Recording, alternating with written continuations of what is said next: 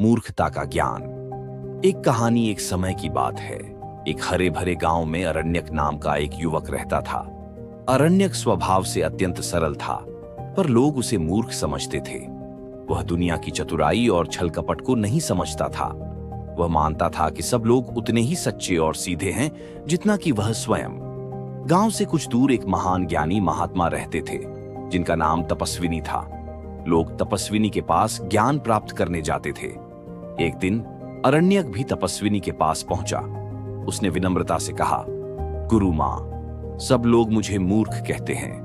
कृपया मुझे ज्ञान दीजिए ताकि मैं उनकी तरह चतुर बन सकूं। तपस्विनी ने मुस्कुराकर कहा, तुम्हारी मूर्खता ही तुम्हारी सबसे बड़ी पूंजी है वत्स।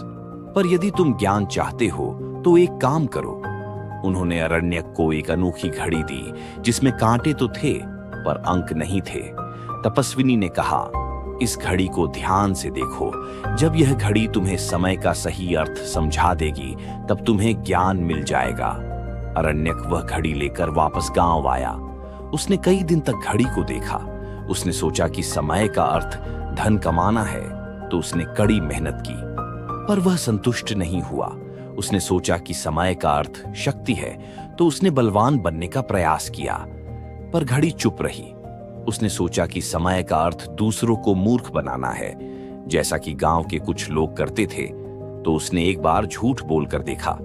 जैसे ही उसने झूठ बोला, उसे अंदर ही अंदर एक अजीब सी बेचैनी हुई। उसने महसूस किया कि उसका मन भारी हो गया है।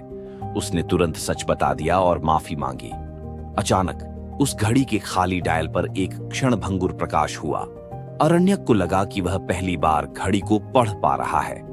वह भागा भागा तपस्विनी के पास पहुंचा। गुरु मां, मुझे समझ आ गया।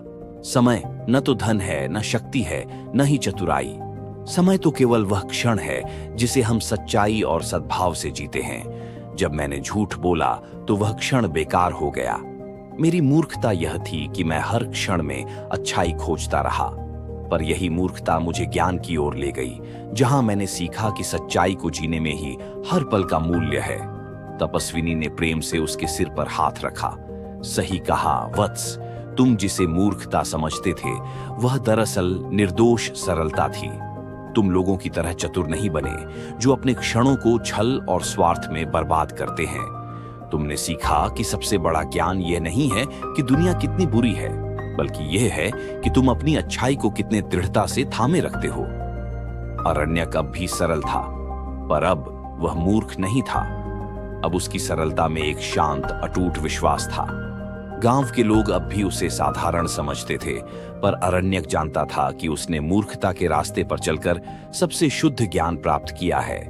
वह ज्ञान जो सरलता और सच्चाई को ही जीवन का एकमात्र मार्ग मानता है। और इस प्रकार अरण्यक ने सिद्ध कर दिया कि कभी-कभी दुनिया की नजर में मूर्ख होना ही सबसे बड़ा ज्ञान बन जाता है। सच्ची सरलता और सद्भाव को मूर्खता समझना दुनिया की सबसे बड़ी भूल है। असली ज्ञान यह नहीं है कि दूसरों से कैसे चालाकी की जाए, बल्कि यह है कि अपने सत्य और निर्दोष मन को हर हाल में कैसे बचाया जाए।